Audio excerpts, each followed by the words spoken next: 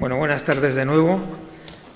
Seguimos en el escenario del cáncer de próstata resistente a castración y vamos a hablar de lo que supone la manipulación de la esteroidogénesis en el tratamiento de estos pacientes, básicamente sobre la base de que es una molécula de la que disponemos en el mercado desde el año 2011.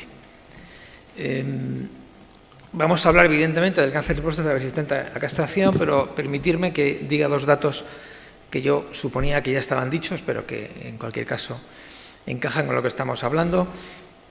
El cáncer de próstata tiene un largo recorrido, desde la enfermedad latente hasta el metastático, y cuando hablamos de cáncer de próstata resistente a castración, estamos hablando de la causa de muerte en aproximadamente el 80-85% de estos pacientes. Y esto no es un comentario baladí, porque si vamos, por ejemplo, a la última información estadística epidemiológica de la que disponemos en el momento actual, 2015, vemos que entre los big killers hay 3 tumores del aparato genitourinario, próstata, vejiga y riñón, y que la próstata es en este momento la segunda causa de muerte en varones. Por tanto, prestar atención y poner el foco en esta fase de la enfermedad es verdaderamente trascendental. En cualquier caso, lo que sí hemos aprendido con la nueva definición de cáncer de próstata resistente a la castración, que antes muchos llamábamos hormono refractario, hormono insensible, hormono indiferente, etcétera, es que es un escenario clínico peculiar, ya que muchas veces acudimos a la transición del enfermo M0 a M1, en la que hay que estar desde el punto de vista clínico muy atento a los tiempos de doblaje de PSA, que no es una maniobra diagnóstica que se haga con mucha frecuencia, y que los síntomas son muy variables, porque el enfermo sintomático y con afectación de calidad de vida parece bastante claro, pero muchos de los pacientes son enfermos asintomáticos o lo que se van a llamar oligosintomáticos. En ese mismo contexto, las expectativas clásicas, de los que hemos tenido que pelear mucho con estos pacientes en el pasado, pues permiten decir que hay que aceptar que tienen supervivencias muy variables. Algunos solamente vivían 9 u 8 meses, otros, probablemente no los entendemos muy bien cuáles eran, podían estar en esta fase de la enfermedad hasta 3 años. En cualquier caso, hay una buena revisión que recomiendo que reviséis de cuál es el marco asistencial de estos pacientes, donde las opciones de tratamiento, como queda bien claro en la diapositiva, pues son francamente muchos. Por tanto, son enfermos que indudablemente tienen que ser vistos y tratados en el contexto de la multidisciplinaridad, pero, en mi opinión, y con la experiencia que se va acumulando, considerando que el futuro de estos tratamientos va muy a la línea de la prequimioterapia, que luego probablemente lo que nos espere es mucha secuenciación y que indudablemente después vendrá la quimioterapia, sobre todo para esos pacientes que Álvaro califica de fit y que indudablemente se asocia a beneficio terapéutico. Si nos metiéramos en el capítulo de las secuenciaciones, fijaros cuáles son todas las opciones posibles y que están en este momento en marcha. Probablemente en este momento la secuenciación, que está más en el ámbito nuestro de los urólogos y de los oncólogos, es por antigüedad de la molécula la abiraterona y la secuenciación a enzalutamida. Y como yo soy persona a la que me gusta mucho ser generoso y me gusta el fair play, pues aquí tenéis la evolución de la enfermedad o la forma de ver esta enfermedad y cómo el concurso, por ejemplo, de la quimioterapia y de los oncólogos médicos se va ampliando ya a la fase de los tumores hormonosensibles e incluso, en algunos casos, a tumores localizados. Por tanto, yo creo que es el momento del open mind, de abrir la mente a aquella idea antigua de que estábamos ante un tumor hormonorefractario. Aquí veis los dos escenarios en los que también el tratamiento con quimioterapia tiene mucho sentido. La realidad es que en este momento hay una indicación para la utilización de estas moléculas en enfermos con cáncer de próstata resistente a castración, asintomáticos o libremente sintomáticos, tras fracaso a la deprivación y en los que la quimioterapia, y esto refleja la ficha técnica de la molécula, no está todavía clínicamente indicada. Y esos pacientes son pacientes, como decía, con estas características con respecto a los síntomas, con metástasis óseas en el 50% de los casos o con linfáticos o tejidos blandos 31%, no, por tanto, enfermos con enfermedad visceral y habitualmente con estados generales de salud bastante buenos. Prácticamente entre ECOG 0 y ECOG 1 sumamos 82 o 92% de los pacientes. Dicho esto, la pregunta es, ¿por qué se hace refractario un cáncer de próstata? Porque la pregunta que yo tenía preparada antes para Álvaro Pinto es ¿por qué a alguien se le ocurre en un momento concreto de enfermedad hormonosensible dar un régimen de quimioterapia aislado de docetaxel de 6 ciclos, me parece?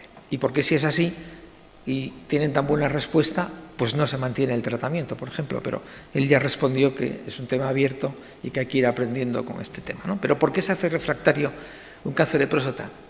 Bueno, pues se hace refractario porque hace una transición de enfermedad hormonosensible a enfermedad resistente a castración. Y porque en ese contexto los mecanismos patogénicos son muy variados.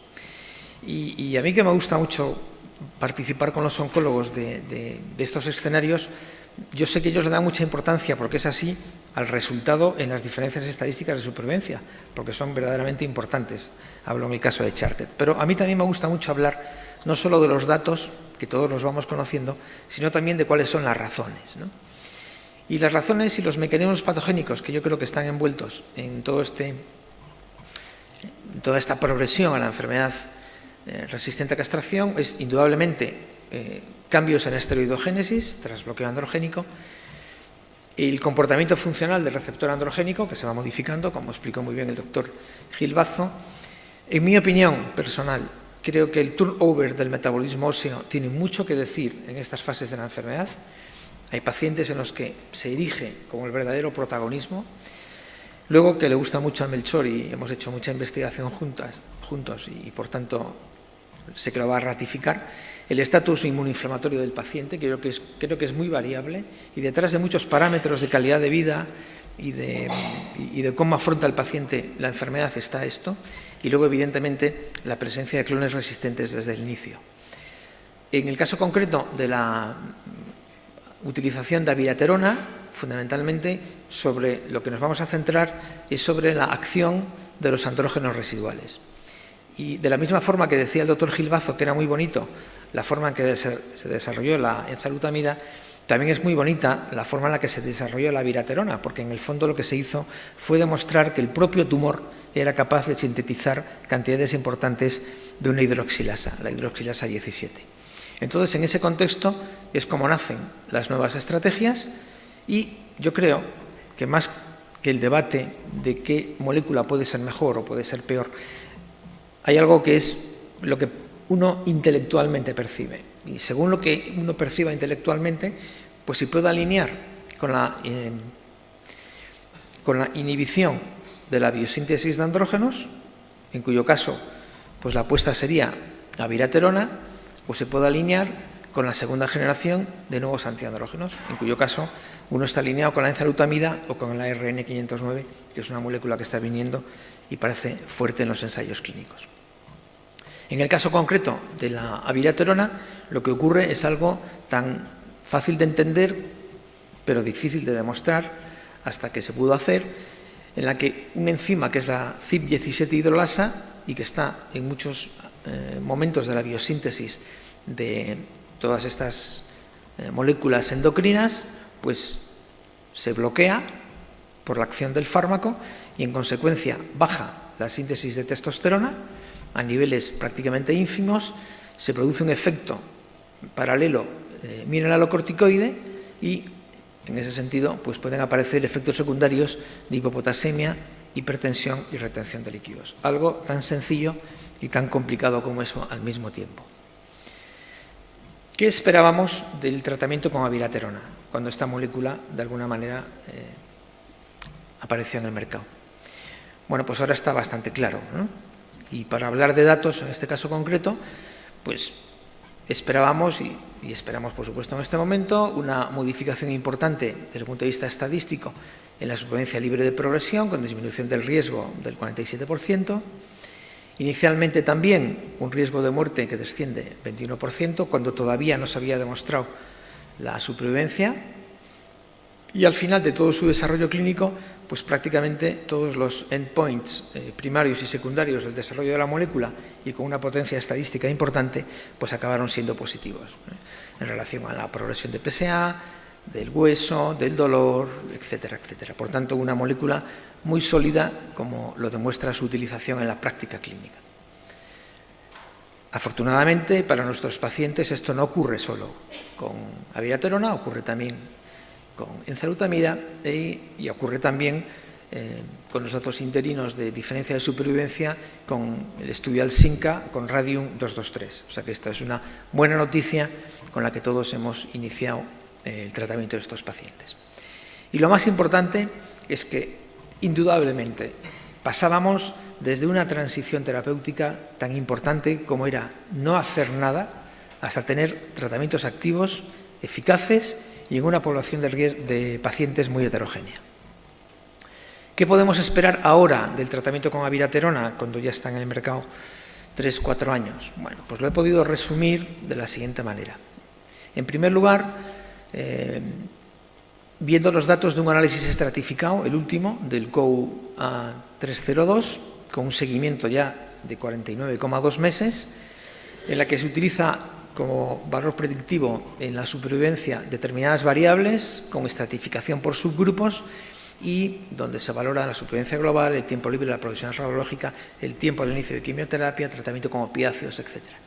Esto es un estudio, a mí me parece interesante y muy oportuno, en la que los autores lo que hacen es identificar en los análisis multivariantes y univariantes aquellas variables con significación estadística, como puede ser el dolor, el nivel de PSA, Gleason y algunos datos analíticos que luego obvian en el análisis.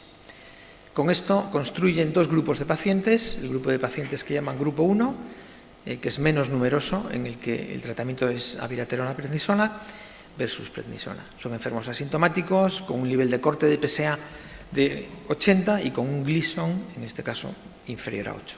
Y el grupo 2, con más pacientes oligosintomáticos con PSA superior y con Gleason 8. Y lo que finalmente concluyen es que en el análisis de aparición de eventos, que tenéis en la parte izquierda de la diapositiva, dos en concreto, como es la supervivencia y el tiempo libre de la progresión radiológica, siempre es más favorable al grupo de abiraterona con prednisona, y cuando se hace un análisis ya estratificado con los pacientes al riesgo y la supervivencia, pues se ven estas gráficas tan significativas, siempre a favor de los pacientes del grupo 1 y que reciben acetato de abiraterona y prednisona. Nosotros hemos hecho un estudio reciente que fue un trabajo de suficiencia investigadora de la doctora Calvo y en el contexto de buscar factores predictivos de respuesta al tratamiento del carcinoma de próstata reciente a castración, pensamos que podía tener influencia un dato que no se estaba valorando excesivamente, cuál es la categoría clínica del tumor primario, es decir, del momento en el que se hizo el diagnóstico de este paciente. Pues este fue un trabajo en el que se incluyeron 51 pacientes, en este momento llevamos tratados en el servicio aproximadamente 70 o 75, esto se cortó en diciembre del 2015, la edad media era 74 pacientes, mayoritariamente eran prequimio, había 36 y, si no recuerdo mal, 15 o 14 posquimio, con un ECOG del 86%, básicamente metas óseas. Los niveles de testosterona al iniciar el tratamiento con abiraterona eran niveles de castración. Si lo viera el doctor Cloth, diría que todavía hay que conseguir bloquear más la testosterona, y yo creo que esto es algo que tenemos que hacer y pelear, pero es la realidad, y el PSA al inicio del tratamiento pues era 21,5. Lo presento como datos preliminares, estamos ahora reevaluándolos, esto fue un trabajo de fin de grado, de suficiencia investigadora, y por tanto tenemos que darle alguna pequeña vuelta, pero es relativamente interesante porque hicimos 4 grupos de pacientes según la categoría del tumor primario, en el momento del diagnóstico. Aquellos pacientes que su tumor primario era un tumor localizado y que fue tratado bien con prostatectomía o con radioterapia. El grupo 2 eran pacientes con cáncer de próstata localmente avanzado, tratado con radioterapia y hormono. Y en el grupo 3 pusimos los pacientes con cáncer de próstata metastático Y siguiendo los criterios del estudio Chartet de Sweeney, pues los diferenciamos en bajo volumen y alto volumen. Esta es la supervivencia global de los pacientes de nuestra serie, una mediana de 58 meses y una mediana de supervivencia global de 84. El dato lo presento fundamentalmente por lo que viene ahora, porque cuando se hizo el análisis respecto al tratamiento del tumor primario, nos resultó especialmente llamativo las diferencias estadísticas para los enfermos del grupo 3A y 3B, lo cual tiene un mensaje que yo creo que a los oncólogos les va a gustar mucho, y es que probablemente, o casi con toda seguridad, hay tratamientos, o hay pacientes, perdón, en los que nos quedamos claramente cortos si no se actúa en una fase más precoz de la enfermedad. Por tanto, son pacientes probablemente en los que las nuevas opciones de quimioterapia estarían indicadas. El siguiente análisis lo hicimos con respecto al inicio del tratamiento con abiraterona. La supervivencia, la mediana de seguimiento son 11,5 meses y la mediana de supervivencia global son 14 meses. Son datos de supervivencia muy superponibles a los mejores en la literatura y yo creo que reflejan la eficacia del fármaco. Y llamativamente aquí el efecto del tratamiento primario es prácticamente inexistente. Lectura, y para mí también muy importante. Los pacientes, cuando ya reciben tratamiento con abiraterona o cuando ya reciben tratamiento con enzalutamida, son enfermos muy monocordes, ya están muy impregnadas o impregnados por la resistencia a castración. La lectura es bien clara. Probablemente estos pacientes hay que tratarlos antes. Es decir, y el futuro de la utilización de esta molécula seguro que va por ese camino. Es decir, la resistencia a castración, una vez establecida, pues hace que la situación sea muy homogénea. Bueno, estos datos, y para terminar, alguna nueva evidencia en el tratamiento con abiraterona por lo prolongado de su utilización. Bueno, pues que las alteraciones en el metabolismo de la glucosa, que inicialmente se pensó que estaban en relación o podían alterarse con el tratamiento, pues ya con estudios agrupando a pacientes y con una N superior a 2.600 se pudo observar que no se acompaña de efectos adversos sobre la glucemia ni sobre la diabetes. Este dato, incluso cuando se analiza por todos los grados de toxicidad, 1, 2, 3, 4, no se modifica y por tanto, y esto ya lo conocemos bastantes, los tratamientos o los efectos adversos no se acumulan con el paso del tiempo. Cuando están a los 3 meses es prácticamente igual a los 12, 15 e igual por encima de 24. Luego el efecto a largo plazo en términos de toxicidad no se acumula. También muy interesante y en relación con el metabolismo óseo hay un dato experimental muy curioso con la molécula. Ocurre con líneas celulares y se ve muy bien en la gráfica de la izquierda marcada en verde. Es una molécula que tiene efecto inhibitorio sobre la actividad de los osteoclastos y concretamente, por tanto, es una acción anabólica. Igual tiene también un efecto resortivo sobre los osteoblastos y esto puede estar correlacionado con la ausencia de osteoporosis en estos pacientes a pesar de llevar más de 24 meses de tratamiento. Eso también refuerza la seguridad del fármaco. La seguridad cardiovascular, otro teórico al inicio, y luego prácticamente no lo pudimos ver en práctica clínica, de la seguridad en pacientes con patología cardiovascular. Hay un estudio muy interesante, retrospectivo, post-docetaxel, en pacientes que ya tenían comorbilidad previa, como la que se refleja en la diapositiva, y donde también se pudo comprobar que no hay efecto con aparición de eventos grado 3 o grado 4 en estos pacientes. Si uno coge además, bueno, esta otra forma de representar lo mismo, todo el conjunto de los efectos adversos de esta molécula se puede comprobar que tiene mucha seguridad a largo plazo, y esto es en el caso concreto de la utilización de corticoides y la retención de líquidos con una mediana de 27 meses, y el conjunto de todos los efectos adversos que, como podéis observar, no se modifican cuantitativamente ni, por supuesto, con significación estadística por encima de 24 meses. Por tanto, se puede decir, y es la única conclusión, y no por eso poco importante, que los resultados de eficacia y seguridad de abiraterona soportan y se refuerzan con el paso del tiempo. Y, por tanto, es una suerte para los pacientes poder disponer en este momento en el arsenal terapéutico con esta molécula. Muchas gracias.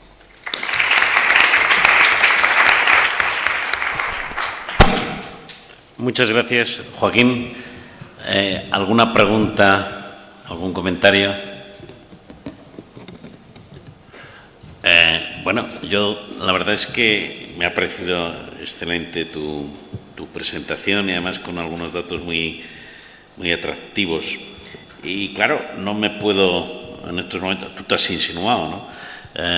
Y has dicho que en algunos puede ser que desde tu perspectiva, y yo, bueno, la realidad de la clínica es así, que el tratamiento o nos quedásemos cortos o que los tratamientos que ahora les estamos apostando realmente cupiera la posibilidad que se les pudiera calificar realmente de no respondedores. ¿Qué perfil, en tu opinión, tiene el paciente que requiere o que requeriría opción de quimioterapia de forma precoz? Independientemente del tratamiento con abiraterona. Claro, es decir, ahí donde... Bueno, hombre, vamos a ver. La historia de cómo veis, entre comillas, los oncólogos, la evolución de esto,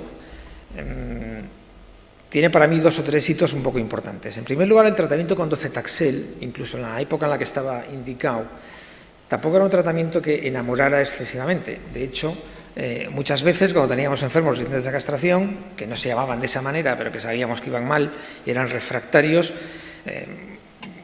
reconocidos y prestigiosos oncólogos, no le apetecía el tratamiento si el enfermo estaba asintomático o oligosintomático por la toxicidad que se podía añadir, y muchas veces lo que hacíamos era tratamiento de soporte, tratamiento compartido, es decir, que no... Está claro que probablemente muchos de esos enfermos en esa fase se podían haber beneficiado del tratamiento. La irrupción de esta molécula, al principio se consideraba que iba a ser de difícil manejo, se hizo una disquisición en enfermos prequimio, posquimio, indudablemente por problemas de regulación, de aprobación del fármaco, cuando en realidad hoy, cuando te enfrentas a uno de estos pacientes, no te enfrentas a si es un prequimio o un posquimio, sino que te enfrentas a lo que tú preguntas, ¿a cuál le doy quimio de entrada o a cuál le doy estas moléculas de entrada? Viendo en conjunto cómo es el perfil de estos pacientes y que muchos de estos pacientes todavía están poco sintomáticos y tienen buen estado general, la aparición de estas 2 nuevas moléculas yo creo que casi es mandatorio, y así lo ponen muchas guías, empezar con ellas. Bien es cierto que las mejores guías, y en esto a mí me lo han escuchado muchos miembros del servicio, por ejemplo las canadienses siempre ponen utiliza esto y entre paréntesis consider lo otro, es decir, que nunca son definitivas, ¿no? Y esto es como nos hemos movido. Si tienes un efecto flare que no supera los 12 meses y que confirmas que no era flare y el enfermo tiene sospecha de que estás ante una resistencia, que se ven pocas, pero son muy evidentes, los primeros enfermos que tuvimos, hay 2 o 3 muy significativos, pues indudablemente es quimio, ¿no? Y eso es un poco el escenario. Y en todo eso también hay una molécula que es radium, que tiene ahí su acción un poquito diferente y por otros mecanismos y que, bueno, que también hay que considerar, ¿no? Lo importante es que hemos pasado de no tener nada activo a tener fármacos activos en poco tiempo, ¿no? Y que sabemos manejar mejor. Sí, desde luego el escenario afortunadamente en menos de la mitad de una década ha evolucionado de forma espectacular. O sea, y si os parece, como vamos un poquito mal de tiempo,